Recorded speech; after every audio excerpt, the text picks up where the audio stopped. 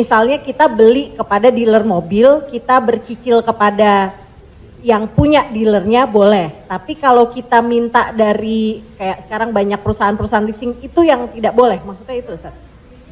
Ketika saya mau beli mobil, saya tidak punya uang cash, maka kata si dealer, kami akan arahkan Bapak ke penyedia keuangan.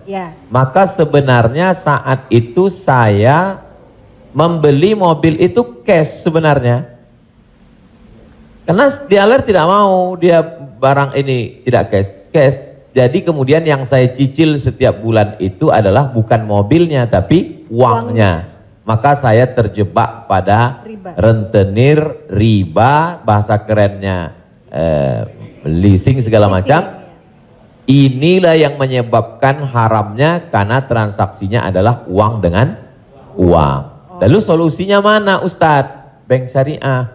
Karena di bank syariah itu disitulah letak. Jadi orang yang tidak mengerti dia katakan sama aja bank syariah dengan konvensional, bedanya pegawainya pakai jilbab, masuknya assalamualaikum. Enggak. Perbedaan dalam jual beli dalam Islam itu adalah pada akadnya.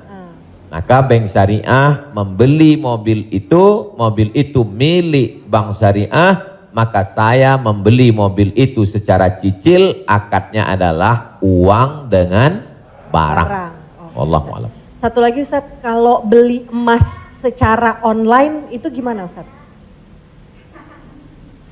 Sebagian ulama mengatakan membeli emas secara online tidak langsung dan dicicil riba.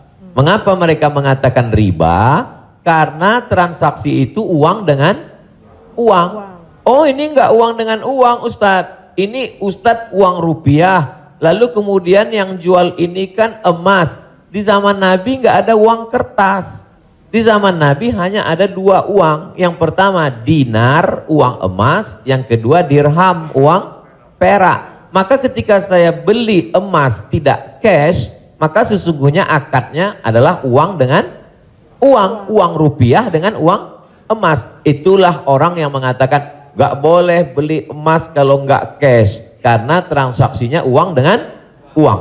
Tapi pendapat kedua mengatakan boleh beli emas kredit tidak cash. Kenapa? Karena zaman sekarang emas sebagai komoditi, emas sebagai barang, emas bukan sebagai uang.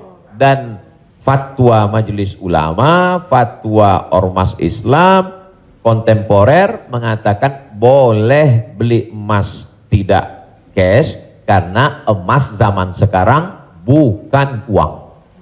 Emas sekarang adalah barang. Jadi sama dengan kalau saya beli mobil boleh kredit, maka beli gelang juga boleh karena bukan uang dengan uang. Di situ letak sebab boleh tidak bolehnya. Wallahu a'lam.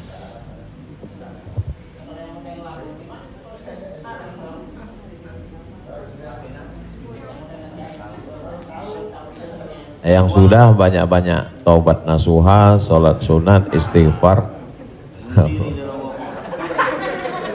Kalau sedang dalam proses bisa dibom, ada aset yang bisa dijual untuk ngebom supaya selesai, jual lah. Tapi kalau ini aset pokok tidak boleh jual rumah karena rumah pokok, sama seperti makan. Ini kalau saya jual aset ini saya bom meledak semua, Ustadz. Ini Hiroshima Nagasaki hancur semua, maka nggak boleh. Azam tekad dalam hati, saya mencari nafkah, saya lunasi sampai habis, nanti setelah ini saya tobat berhenti. Tapi kalau bisa jual satu petak ini lalu ditutup ini, lakukanlah untuk melepaskan diri dari riba, karena riba itu 5 ancamannya. Yang pertama, alladzina ya'kuluna riba la yaqumuna illa kama yaqumul ladzi yatakhabbathu syaitanu minal mas. Orang yang makan riba nanti bangun bangkit dari kubur ketika di padang mahsyar seperti orang kerasukan setan. Yang kedua, ayyuma lahmin nabata min haramin fannaru aula bih. Setiap daging di badan tumbuh dari yang haram, maka tempatnya api neraka jahanam.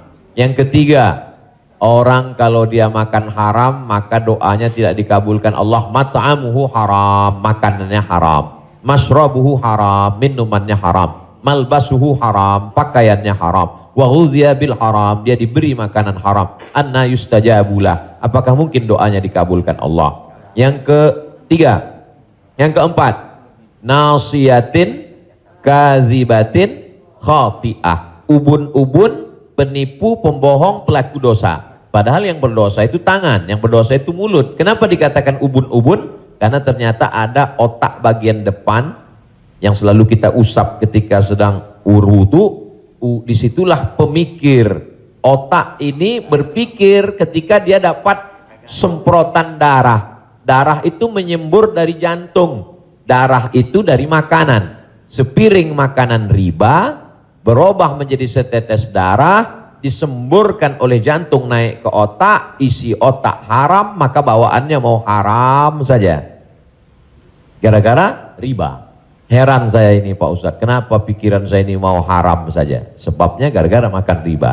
Yang terakhir, yang kelima adalah tidak ada keberkahan. Hidup ini yang kita cari berkahnya. Makanya ketika anak lahir yang didoakan berkah. Barakallahu laka fil mauhub. Ketika orang menikah yang didoakan berkah. Barakallahu lakuma wa baraka alaikuma. Ketika ketemu yang didoakan berkah. Assalamualaikum warahmatullahi wabarakatuh. Ketika makan yang diminta berkah, Allahumma barik lana.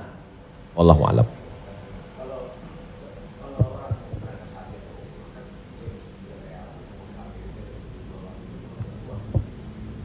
Transaksi uang dengan uang boleh dengan syarat yadan biadin, langsung cash. Maka ketika sampai di Makkah, saya keluarkan uang rupiah, saya katakan saya mau beli rial, langsung cash, boleh. Begitu juga membeli dolar. Saya sampai ke Maroko, saya beli dirham. Maka pemerintah Saudi Arabia tidak akan bisa mengizinkan buka money changer, uang, pertukaran uang ini kalau tidak ada fatwa dari ulama. Mereka amat sangat ketat. Jadi boleh tukar ini selama dia langsung dan cash di tempat itu, langsung jadi. Wallahu a'lam.